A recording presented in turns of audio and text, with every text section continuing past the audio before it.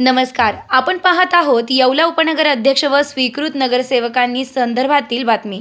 येवला नगरपालिकेत उपनगर अध्यक्ष आणि स्वीकृत नगरसेवकांची निवड सोमवारी होत आहे. येवला नगरपालिकेत उपनगर अध्यक्ष आणि स्वीकृत नगरसेवकांची निवड सोमवारी 12 जानेवारीला होत असल्यानं उपनगर अध्यक्ष पदासाठी 8 अर्ज दाखल झाले असून स्वीकृत सदस्यांसाठी 17 अर्ज आहेत. निवडणूक कार्यक्रमानुसार सकाळी 10 ते 12 वाजेदरम्यान अर्ज स्वीकारले जाणार असून दुपारी 1 वाजेपर्यंत अर्जांची छाननी होईल.